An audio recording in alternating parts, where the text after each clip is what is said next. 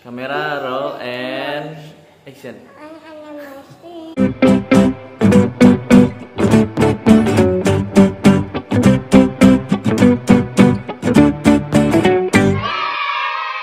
Halo brother, balik lagi sama gue Gilang Aprigio. Hari ini gue mau buat satu konten ya. Gimana caranya kalau misalkan teman-teman punya anjing yang baru beli dari breeder atau dari seller, terus baru aja nyampe ke rumah, apa-apa aja sih yang harus diperhatiin gitu. Kenapa gue bikin ini? Karena kemarin ada yang komen di gue di kantor, kalau dia itu bilang dia habis beli anjing mini pom, terus sampai rumah tiba-tiba kejang-kejang terus sakit gitu. Dan 3 hari kemudian dia setelah dibawa ke vet nggak selamat gitu ya. Padahal kalau menurut gua kalau dibawa ke vet berarti kan itu sudah tindakan yang paling tepat ya, paling benar ya. Nah, jadi apa sih yang harus diperhatiin? Nah, kebetulan banget gua kemarin baru aja ambil satu anak anjing mini pom di rumah. Nah, anjingnya tuh ini nih, gua kasih lihat nih teman-teman.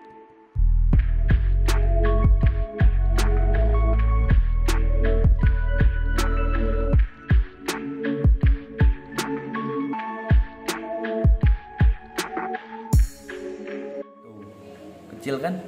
Lucu ya? Nah, kebetulan waktu gue ambil ke sana, breedernya itu ngasih kertas, dan kertasnya itu isinya bagaimana cara ngerawatnya ya. Jadi kayak buku panduan ya, menurut gue kayak buku panduan. Nah, ini pertama kalinya sih gue kalau beli papis adopsi, mungkin ada ya kalau yang kayak gitu, tapi gue nggak tahu juga. Tapi menurut gue ini catatan penting banget dari seller manapun kalau bisa ada bikin ya buku panduan ini. Nah, apa-apa aja sih yang nggak boleh ya, atau apa-apa aja yang harus kita lakukan ya di pertama kali ya anjingnya datang ke rumah. Jadi menurut gue nih yang pertama yang mau gue kasih tahu, pastiin dulu nih waktu di sana kita bisa lihat kalau bisa kedua orang tuanya ya. Jadi mungkin ada foto atau enggak, kalau bisa ada waktu pacaknya gitu. Tapi sih kadang breeder atau nggak seller tuh nggak mau ngasih lihat gitu ya. Jadi sebenarnya nggak masalah sih aturan kalau dia kasih tahu juga gitu ya. Toh itu kan kita mau beli atau nggak kita mau adopsi demi kebaikan masing-masing gitu ya. Kita kasih rezeki buat dia, dia juga menjaminkan untuk papisnya itu buat kita sehat lah gitu. Nah, jadi apa-apa aja nih teman-teman yang perlu banget diperhatiin nih ya. Ini bener-bener loh gue dapet langsung dari dia nih. Nah, ini yang gue dapet nih, ini kayak kertas nih. Di sini ada tulisan catatan penting. Jadi ini gue adopsi dari Master Full Kennel ya. Dia kennel. Kebetulan waktu gue kesana nggak taunya itu kayak rumah ya, bukan nggak ada gitu yang anjing-anjingnya itu bukan di breed di situ. Jadi itu bener-bener kayak rumah. Nah, yang gue terima itu adalah seperti ini nih. Ini lihat itu teman-teman. Tuh. Nah, gue bahas ya sekarang ya. Nah, gue bahas poin pertama. Poin pertama itu yang gue dapat adalah jadwal makannya. Nah, dia ditulis di sini adalah makan 1 hari 2 kali, masing-masing takarannya 1 sendok makan. Itu jam 9 pagi dan jam 9 malam. Berarti range-nya itu kan bener-bener 12 jam ya. Nah, 12 jam. Kadang kan kalau gue pikir jauh banget gitu jarak makannya, kenapa ya gitu. Karena menurut gue sih karena dia ini kan mini pom ya, mungkin akan biar mengejaga gitu ya, untuk ukuran badannya dia yang nggak langsung besar atau nggak takutnya obesitas gitu ya. Tapi untuk takaran makannya pun ternyata sesuai teman-teman dengan dog food yang dia kasih ya. Jadi dog food yang dia makan ini Royal Canin ya. Nah, sekarang gue kasih lihat nih Royal Canin di belakangnya itu sebenarnya udah ada panduannya. Jadi cara makannya itu kayak gimana gitu ya. Nih ya, gue kasih lihat. Ini dia Royal Canin yang dikasih untuk papis, dan di sini ada takarannya nggak tahu nih. Tuh, dari umur ya berapa minggu dan takaran ininya ya, beratnya berapa, dia harus berapa gitu ya. Jadi ternyata ini sesuai juga sih sama jadwal Royal Canin ini. Tapi kalau di Royal Canin disarankan memang 3 kali. Kalau menurut gue 3 kali berarti kan jam 9 pagi, jam 3 sore, terus habis itu jam 9 malam mungkin ya. Karena ini baru pertama kali datang ke rumah gue akan ikutin anjuran dari breedernya gitu ya. Karena itu mungkin sudah terjadwal di tempatnya dia, jadi gue akan lanjutin aja sih. Nah, apa yang harus gue lakukan pertama kali ya? Sebenarnya yang pertama kali gue lakukan itu waktu awal datang, gue nggak temuin sama anjing-anjing di rumah. Terus kalau teman-teman ada anjing ya jangan langsung ditemuin, jangan langsung diiniin, dipisah aja dulu, cari tempat. Terus Yang pertama gue beli otomatis adalah dog food harus sesuai dengan yang dia punya. Nah, untuk dog food puppies ya kan ibaratnya walaupun harganya agak mahal gitu ya. Wah, ini kan Royal Canin mahal nih, tapi sebenarnya ini bisa sampai 2 bulan loh kalau buat puppies. Jadi menurut gue sih nggak terlalu mahal banget. Terus beli juga ini ya. Kalau gue sukanya sih yang ini ya, jepit bisa diganti, terus ini bisa mungkin jadi botol atau enggak yang lainnya gitu ya, jadi simple gitu. Terus mungkin dikasih mainan dan underpad ya, gue pakai underpad yang kecil. Nah terus juga paling penting banget nih hari-hari berikutnya gue langsung beli kandang ini ya. Gue nggak beli yang kandang tertutup atas bawah, mendingan kandang pagar begini aja sih. Jadi gue bisa setting gitu lebarnya. Dan yang gue suka dari kandang pagar ini ya, lihat nih teman-teman, kandang pagar ini tuh satu harganya murah, terus kalau buat rak kecil ya nggak kedorong-dorong, dia bisa gue adjust nih ukurannya. Oke, mau jadi kayak tuh segitiga gini, jadi dia agak luas gitu ya. Terus atau yang kedua gue bikin, nah ini dia segi 6 tuh, kelihatan kan dia jadi bisa muter-muter, dia bisa main gitu ya, daripada kalau misalkan dia taruh di dalam kandang gitu. Mungkin dia cuma ya kalau punya kandang yang lebih besar pasti mahal sih, sekitar 500 sampai 800 ribu. Menurut gue sih kalau untuk awal ya dan dia masih papis, kandang pagar sih udah cukup. Nah, tapi kalau yang tanya, bang, kalau anjing gue ngedorong kandang pagarnya gimana? Nah, kalau udah kayak gitu ya harus dikasih tambahan sih untuk penahan ya. Mungkin ada ide apa dari teman-teman? Mungkin pakai kabel tis, diikat kemana, atau enggak dibor ke tembok sementara gitu, itu terserah sih. Oh iya, gue belum kenalin ya.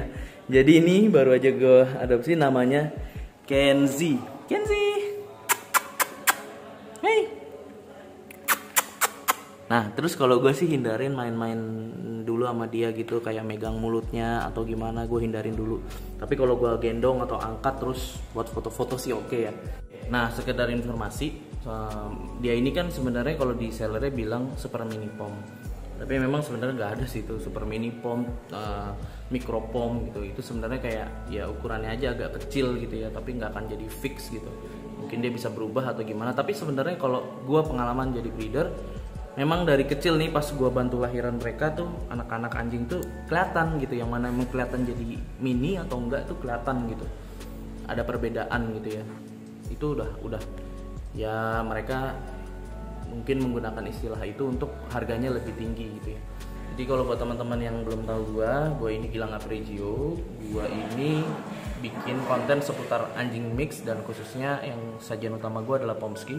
Tapi gue mau bahas sih yang lain-lain. Mungkin kalau ada teman-teman ya punya, bang gue punya anjing mix nih bang, kayak yang si siapa Om Bobby bilang nih, ada pitbull gue mix sama shih tzu gitu ya kan, jadinya bullshit gitu. Atau enggak beagle di mix dengan shih tzu jadinya big shit. Ya kayak gitu-gitu lah. Tapi ada yang gue incer nih, gue pengen bahas soal Maltese Poodle sama satu lagi itu Goberian. Goberian itu adalah Golden Siberian. Itu gue lihat di Instagram ada dan Pinterest ada, keren banget. Pernah gue lihat ada yang upload di Facebook, cuman gue lupa. Gue pengen banget kontak dia tuh di mana, dan pengen gue bahas tuh apa itu Goberian ya. Tapi siapa tahu ada kesempatan, pasti nanti akan gue ulas lagi sih teman-teman. Gue akan masuk ke inti percakapannya. Jadi catatan penting di sini ditulis, gue bahas dari apa yang gue pegang. Jadi menurut gue ini mewakili ya semuanya buat teman-teman yang punya puppies benar-benar baru beli. Nah, yang pertama adalah makanan harus sesuai takaran sampai usia 3,5 bulan dan 4 bulan. Karena jika makanan terlalu banyak bisa berakibat jadi malas makan atau pupnya bisa diare. Ini gue setuju banget. Even kalau misalkan teman-teman baru beli terus dog food ganti aja nih, nggak sesuai dengan yang dia makan, itu biasanya akan diare ya gitu ya, karena ada perubahan. Nah gimana caranya bang biar nggak berubah, biar bisa nggak diare? Nah itu sama sih, ini dibahas sih, sesuai takaran itu jangan langsung banyak, atau kalau mau berubah pelan-pelan di mix gitu. Jadi misalkan ini Royal Canin ganti jadi pedigree, itu di mix dulu nih Royal Canin ini pedigree. Nanti setelah terbiasa dan udah habis, sampai habis loh ya, sampai habis baru bisa dilanjutin gitu ya. Nah untuk poin kedua dia nulisnya gini nih, malam belum boleh tidur di ruang AC sampai usia 4 bulan. Ini gue setuju sih, karena kenapa? Karena anjing papis biasanya itu bisa gampang kena flu atau batuk gitu ya. Jadi amannya sih di suhu ruangan yang benar-benar bukan panas ya, karena kalau panas dia juga overheat, khususnya yang bulunya panjang begini nih. Seenggaknya sirkulasinya tuh ada lah gitu ya, bukan di ruangan yang kayak kamar tertutup rapat gitu ya. Minimal kalaupun kalian misalkan di kos-kosan gitu tertutup rapat, buka jendela atau ada kipas gitu. Jangan memberi makanan selain dog food sampai usia 4 bulan. Misalnya snack untuk anjing atau tulang-tulangan. Nah ini nih, kadang kalau misalkan teman-teman baru beli kan pengennya kan beli aksesorisnya, beli snacknya gitu kan. Terus ini apa nih kayak tulang-tulangan nih lucu nih, buat dia lah, kasih lah. Kenapa kita kasih? Karena teman-teman berpikirnya anjing kan makannya kayak tulang-tulangan ya, kayak di film-film gitu ya. Padahal enggak gitu, apalagi papis ya. Jangan dikasih dulu sampai usia 4 bulan, karena memang dari 2 sampai 3 bulan giginya tuh masih kecil-kecil gitu. Dia masih belajar kayak ngancurin dog food. Khususnya dog food papis ya, itu lebih gampang hancurnya ya, karena memang udah dibuat seperti itu gitu. Jadi nggak boleh langsung dikasih snack itu, gue setuju juga gitu ya. Nah oke teman-teman, jadi di poin selanjutnya ini tadi gue bunyiin dog food nih, lihat nih ya. Dilihatin kayaknya dia pengen makan nih. Hey, tapi jadwal kamu masih 2 kali doang, nanti ya jam 9 ya dikasih ya. Oke nih, untuk yang selanjutnya, untuk 2 hari pertama usahakan papis tidak keluar dari kandang. Di hari ketiga sampai selama 2 minggu papis sudah boleh keluar kandang sehari maksimal 3 kali selama 10 atau 15 menit. Di sini detail banget dikasih tahu kalau dia itu bener-bener nggak boleh keluar dari kandang. Jadi bener-bener adaptasi atau enggak menyesuaikan diri lah. Karena gini, kadang kan ada orang yang jual belum divaksin ya. Nah kalau misalkan teman-teman terima anjing papisnya itu belum divaksin, biasanya tuh di vet akan disuruh tunggu kak, jangan disuntik vaksin dulu. Kadang kan kita maunya kan, aduh di rumah saya ada anjing-anjing lain nih, takutnya dia kenapa-napa gitu. Nah sebenarnya pasti disuruh pulang gitu, nggak boleh, karena dia harus adaptasi minimal seminggu atau 2 minggu loh untuk di situasi di dalam ininya ya, di rumah ini ya. Karena jadi dia kayak ya takutnya dia stres gitu, dia ngelihat kanan kiri gitu kan, ini di mana ya gitu kan. Terus dia mungkin cium bau yang berbeda gitu, takutnya dia stres atau enggak dia murung. Nah ini nih kayak gini nih, ini dia murung loh, tapi coba ya gue bunyiin dog food lagi. Nah, ini lapar nih, bukan murung. Poin kelima nih, dia ditulis papis jangan banyak digendong anak usia di bawah 10 tahun karena bisa berakibat sakit. Ini benar-benar harus diperhatikan. Kenapa? Misalkan kayak gue nih ada anak kecil si Skydin kan baru 3 tahun ya. Kenapa sih kok nggak boleh diajak main walaupun dijagain gitu ya, dilarang atau gimana? Ngerinya nih kalau dia megang di bagian rongga dadanya terlalu kenceng gitu ya, ini tuh gampang kayak remuk ya, patah tulang gitu ya. Bahkan ada yang ubun-ubun kepalanya aja masih lembek, jadi hati-hati gitu ya, sampai jatuh atau gimana kan ngeri gitu. Nah itu sih harus dihindarin banget memang. Jadi memang solusinya sih harus siap-siap ada kandang ya, nyampe rumah tuh harus ada kandang aja. Itu jadi benar-benar isolasi sampai benar-benar siap gitu ya untuk keluar dan main sama ownernya. Di sini ditulis usahakan jangan dibawa keluar rumah sampai dengan 2 minggu setelah vaksin kedua. Oh, jadi setelah vaksin kedua jangan dikeluar bawa ke rumah loh. Intinya sih dia nggak boleh keluar ya sampai ketemu vaksin lagi. Nah si Kenzie ini gue beli udah divaksin. Nah memang vaksin pertama itu udah kayak include parvo gitu ya, tapi distemper kayaknya belum sih. Jadi masih rentan sih. Harusnya sih dia memang nggak boleh keluar sampai vaksin kedua. Kenapa? Karena belum lengkap gitu ya. Takutnya ketemu sama anjing yang bawa virus gitu, atau enggak sama binatang lain ya yang berbahaya, misalnya tikus gitu ya. Ternyata dia itu bisa terekam tikus atau curut gitu kan, berbahaya sih buat dia sih. Poin ketujuh itu dikatakan gini ya, vaksin kedua dilakukan 1 bulan setelah tanggal vaksin pertama. Oke, di bukunya biasanya ada tanggal vaksin pertama ya, buku vaksin tuh ya maksudnya ya. 2 atau 3 hari sebelum vaksin usahakan papis diberi obat cacing khusus anjing yang dapat dibeli di pet shop. Nah kenapa dikasih obat cacing? Karena itu pas di usia 3 bulan. Jadi vaksin pertama kan di 2 bulan, vaksin kedua kan mau ke 3 bulan ya. Itu pas di usia 3 bulan memang biasanya anjing itu dikasih ini ya, obat cacing. Itu nanti diulang tuh terserah mau per 3 bulan atau per 6 bulan atau per setahun sekali. Tapi sih amannya setahun 2 kali ya. Ini untuk yang ke-8. Jadi ternyata di sini ditulis ada 8 poin aja. Ini ditulis gini. Mandi paling cepat 1 minggu setelah pindah ke rumah baru. Mandi harus pada saat cuaca panas atau siang hari. Mandi pakai air hangat dan sampo khusus papis segera dikeringkan dengan hair dryer. Intinya sih kalau di poin ini jangan sampai papis ini kaget gitu ya. Misalkan teman-teman bawa, "Duh kok dia bau sih?" gitu ya. Nah, seharusnya bagi breeder itu bertanggung jawab gitu. Kalau bisa sih anjingnya dibersihin dulu gitu ya. Jadi pas kita terima itu udah bersih atau kita request, "Tolong dong dibersihin dulu ya kalau bisa." Jadi saya terima, kan takutnya nggak boleh mandi dulu nih, jadinya saya terima udah bersih gitu ya.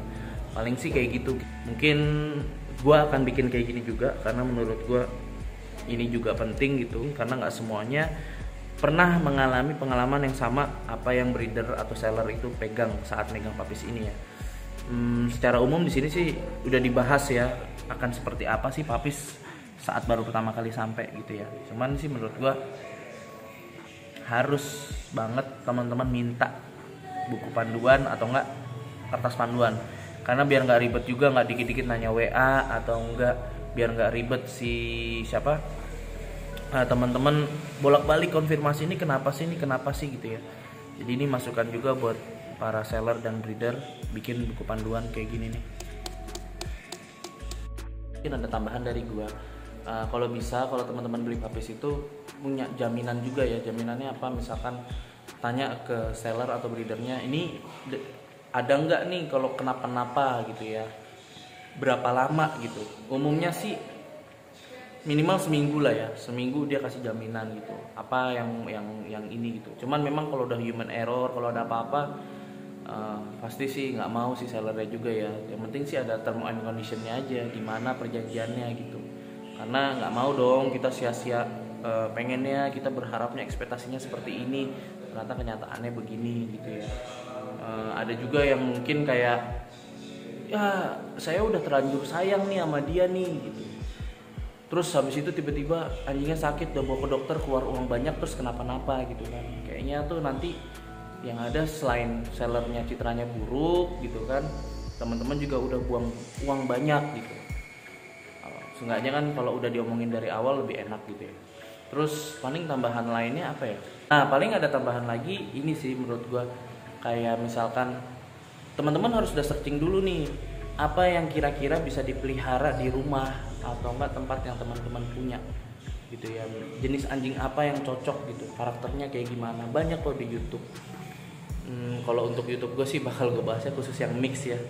Nah kalau udah teman-teman searching, udah tahu edukasinya udah bagus dan udah memutuskan pengennya ini nih, baru tanya ke seller atau enggak kalau bisa ke breeder, atau enggak ya tanya aja komen di bawah ini ya, Kak ada anjing ini enggak ya, kira-kira rekomendasinya apa gitu. Nah itu bakal gue jawab. Nah ini si Kenzi, kayaknya gue bakal bikin Instagramnya dia juga ya, karena dia tuh lucu banget loh tuh.